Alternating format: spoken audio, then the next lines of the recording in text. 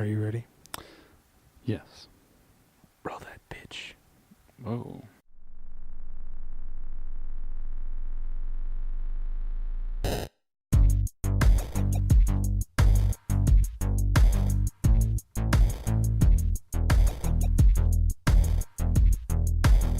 Hello, ladies and gentlemen, and welcome to a brand spanking new episode of Bitcade. This is episode 28. 28 episodes. Almost 30. Not yet, though. This is 28 episodes into Bitcade, and we have a little bit of a new setup. A little bit of new things going on here. Maybe some new stuff in the future. Yes. I just felt like, hey, let's give this a shot. Let's communicate a little bit more. We have swivel chairs. Yeah? You can do a No little more dance. plaid couch? No plaid couch, no flower couch. I think there's flowers on it. Yeah, there's Yep. Yeah, there's flowers. It's over there. You can't see my arm, but it's over that way. Anyway, my name is Ryan A. Moore, but joining me is Ashton. and we're going to talk a little bit about, do we need E3 still? We're also going to be talking about the new Switch Lite that was just announced a little while ago, and we're going to talk about, are digital games worth it? So, we are going to start off with, because E3 just got over, we actually just got done with our E3 episode 27 was our E3 episode. Do we still need E3? Let me just throw that question out there for you, Ashton. And I just want to get a little feel of where you're sitting at. We just got done with 2019's E3. We dealt with 2018's E3. That was a little bit lackluster as well. Yeah. So how do we feel about it? I mean, E3, I still say yes, mainly because, you know, it's going to be hard for, you know, if people are wanting, you know, if companies are wanting people to have a hands-on experience with the game that they're releasing or trying to showcase at an E3 type expo, you know, it's going to be hard for each individual company to find a place to do that. Yeah. Otherwise, they'll just do the Nintendo route and kind of do their Treehouse thing, or like EA kind of does their own thing now too. So, I mean, right now, yeah, just because it's going to be harder for indie games if you don't do that. It's still beneficial. Now, before I give my opinion, I want to just throw out a couple devil's advocate questions out there. So, not necessarily my opinion about it, but just throwing it out there. But what about conferences like PAX West, South? You have RTX that's having stuff now. You have GDC, which is also sort of like E3, but still a little bit grander because Europe doesn't really have it. There's Guardian Con. There's all these little conventions. Little is very quoted and asterisk marked.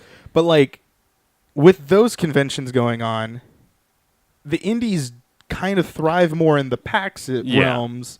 Agreed. While not as much as... Now, they do get a grander stage at probably E3 because all eyes are on E3. Not very many eyes are on the PAX. So, how do you feel about that? Well, here's my thing on that, is I feel like E3 is expected by all the casuals out there, all the people who, you know, like parents who don't really play anything. Maybe they'll play like Call of Duty and they get their kids stuff. So you're saying that E3 is more of a pop culture phenomenon as opposed to where PAX is more of an inside gaming? Yeah, PAX is more inside gaming, more for people who, you know, this is their main hobby. Like, this is what they do when they're not working or not in school, like me. Mm-hmm. I didn't know about PAX until... You told me a couple of years ago, and I'd known about E3 since I was in like middle school. Okay. So I'm 24 years old. Yeah. So for me, it's still very important because like most people don't know about Guardian Con. They don't know about PAX. They don't know about any of these conventions out there that are smaller, but not really smaller. Yeah. Some of them smaller are actually bigger than E3. In the grand scale of how it all works out. So, because the way I look at it is, where we were for 2019 E3, I think was definitely the, do we still need this? And it's time to prove whether or not we still need this. Microsoft doesn't need to necessarily be at E3 because they already own the facility that they do the Xbox conference at. So they can just do it without even having to do it. They can do it in Redmond. They can do it in Los Angeles. It doesn't matter, really. Nintendo doesn't do it. They just do a booth, and that's kind of their representation, and then they do the Treehouse thing, or the direct. Is it a direct or a treehouse? Or I don't remember. Is the treehouse the whole thing? I don't know. Nah. But PlayStation definitely kind of showed that if you don't have anything and you don't show up, it's better than showing up and trying to say that you have a lot of stuff. Yeah. So they learned that the hard way. But PlayStation also went out and said, "Hey, we're just going to do our own conference." A couple years ago, and they did PSX, and Xbox did what, the XO something or other. XO 18 was the one they did it back in Mexico. Yeah, which was interesting, but a lot of people loved it. So I mean, it puts this big emphasis of, is it worth spending millions of dollars to put on this huge production to go to this event for a specific reason, or do you play EA's route where it's like they haven't shown up for years and they just do their own thing for the last couple of years? And like Nintendo, where they don't show up at all unless it's just a booth, which they do at PAX and they do at all the other different conferences too. Well, I guess it just depends on where everyone else is at. With like the majority of gamers are casual gamers. I mean, that's just a fact. But I guess like you'd have to think about whether or not casual gamers follow publishers and follow developers and know who makes what. Because for the longest time, I didn't care about who made my game. Now I do, absolutely. Yeah. If I don't like the people who are making that game, I'm not gonna buy it when it first releases. I'm gonna wait a couple months just to make sure it's gonna be what I want it to be. Yeah, I mean, and to go back to when we were talking about the indies, it is a grander stage for those indies to start stepping up. But then you start to look at like, well, anytime they're going to show those indies, it's usually in like a scissor reel of like, they're going to be put in 40 seconds of 40 games. Like they're going to get one frame and then they're just going to be off to the next game.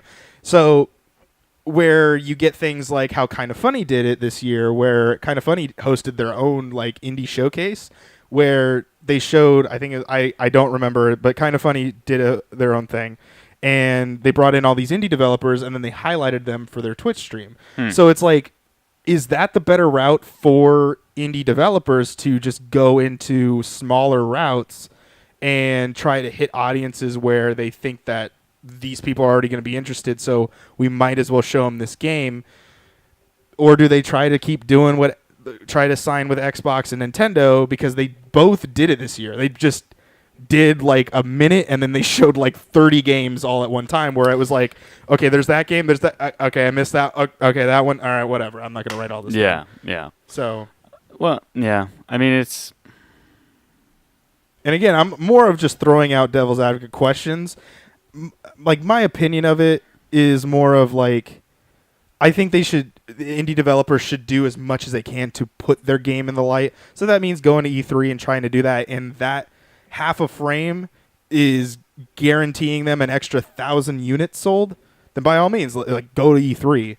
But I think that the PAX Mega Indie booth is like way better. Oh, by far, yeah. I guess the main difference there is, like, if you take PAX, for example, I mean, PAX isn't super, televised or anything like that. I mean, they have certain things that they do show, that they broadcast, but it's not like how E3 is, where everything that's going to be there is going to have, in some shape or form, long or short, be up on the main stage. Because pretty much everything on the main stage is going to be everything on the main stage is going to be broadcasted. Mm-hmm. But there isn't really a main stage at PAX. There's just multiple stages everywhere of like stuff you get to go do. It's a very different experience. So it's, I guess E3 is more for like the whole world to see, and things like PAX is more so for the true gamers to see. The diehards that have maybe they might buy this game, but them trying it out buy the game and probably get the merch because it's badass. Yeah. Yeah, I don't know. I think it's definitely an interesting question where we've seen different examples of where E3 has been a great thing and has been an awesome thing, but we've seen attendance drop. Them opening it up to the public hasn't really helped them. Yeah. Like E3 and its conference in general, the E3 Expo is not as popular as where people get more excited when they're at the PAX events, that the RTXs and all That's these 'cause different events. That's because like E3, there's not a whole lot to do other than Well, I just mean, test like, out those games. Where PAX has other stuff you get to go do too. yeah, but I mean, there's Gamescom, and Gamescom succeeded, and they actually are growing so big that they have to they have to make a bigger venue every single time, and now it's just like they've maxed out. I think they went up like 5,000 extra people last year than what they were at the year in 2017 or something like that. I don't know. I'm pulling numbers out of my ass, Nice. but the thing is like Gamescom still continues on. It is in a different country. I think it's either in France or Germany. It's in Europe. I think can't it's remember. in Germany. So is it because they don't have a PAX over there and that's why they do it? I don't know if there are any other conventions that are in that area, but like Gamescom seems to be okay. It's just E3 kind of falling short in different ways. I've heard from one or two people that I've known that have gone there. It's just it seemed to E3. Okay. They said it's pretty lackluster with things that you get to do there. Mm. And it's still like super expensive around there.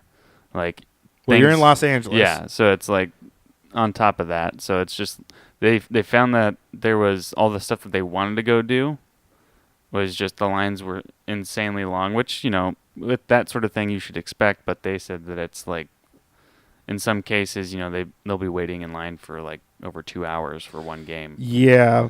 And I mean, I don't know what to do to fix that. Like, Yeah. Is it because like when we go to PAX, I don't think I've ever waited 2 hours to play. No, I can, yeah. Yeah, and I've gone since 2012, and so with PAX West being originally PAX Prime, and so like PAX Prime was alone, and then PAX East was kind of the only two, and then Australia joined, and then South, and so I don't know if those, because there are 4 different PAXs now, that the numbers kind of dwindled. I haven't really noticed. I think it's always been popular.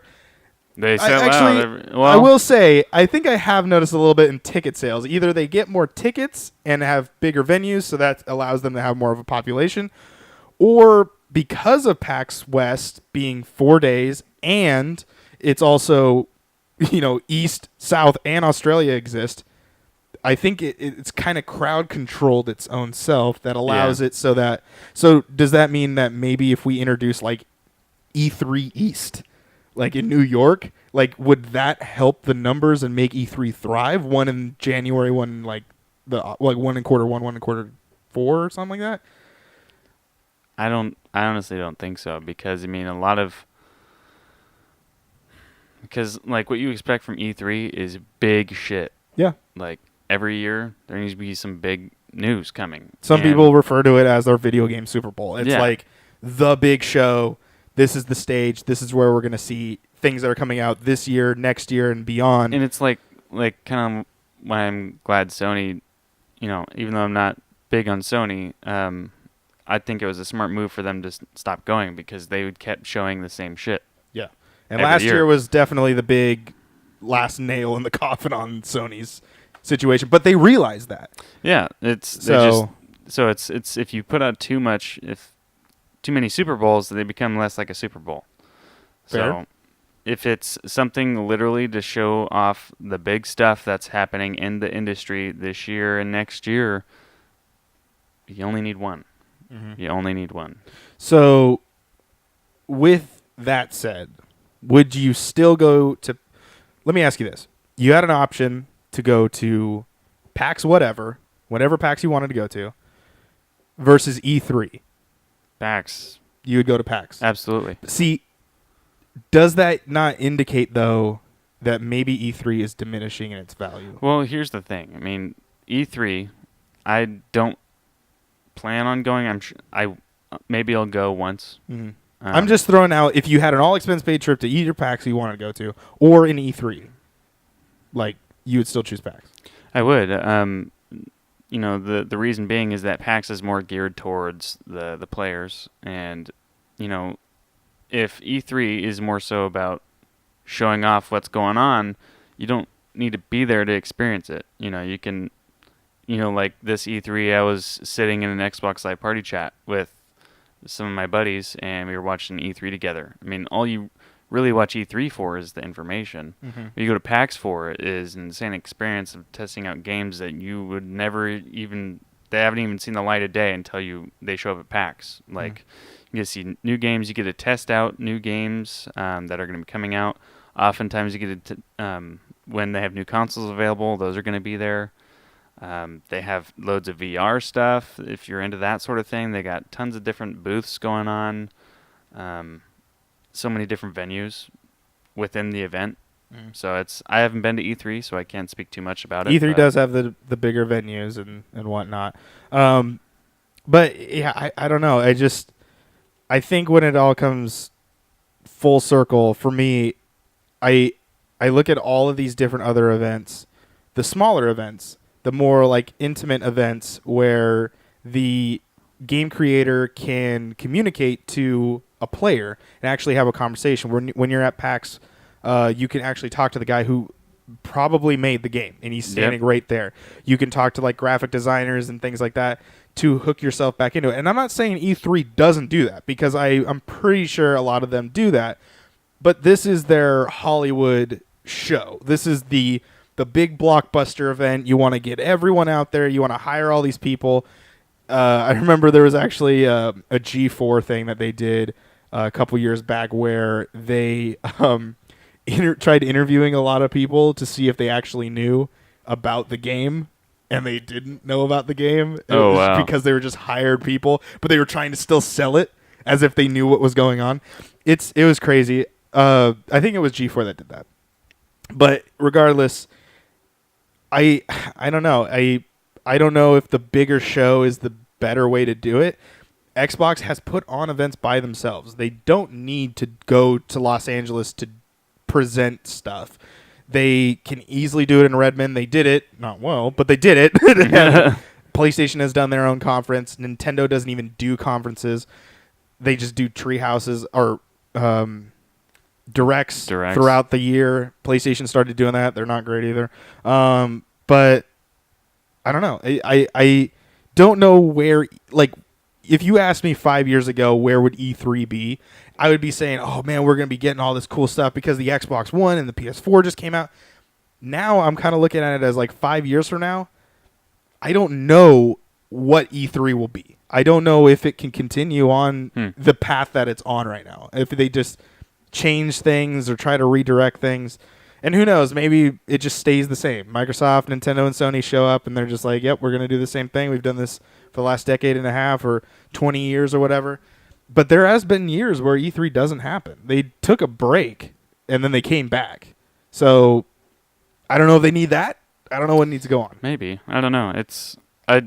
Next year should be one of their biggest years because they're going to be showing off everything about the new consoles. They should anyway because they're coming out holiday 2020. Yep. So, well, Xbox has said that they will be. Well, I'm sure PlayStation will be around. PlayStation probably will be. But, hey, who knows? Sometimes the people like to get in a little bit earlier, maybe sometimes a little bit later, see what's the... Maybe. So. I don't know. Well, we'll see. We'll see. It should be a good E3 next year. This year was meh. The year before, meh. We'll see. We'll see. Yeah. I have hope. Hope. That's all we can ask for. Ladies and gentlemen, if you guys have anything that you guys want to say about E3, whether you love it or you hate it, go in the comment section below and tell us what you love about it and why E3 needs to stick around. Or in the comment section below, put why we don't need E3 anymore, and maybe a new convention is the one that needs to take that title of the best conference of the year. But we are going to move on to the next topic.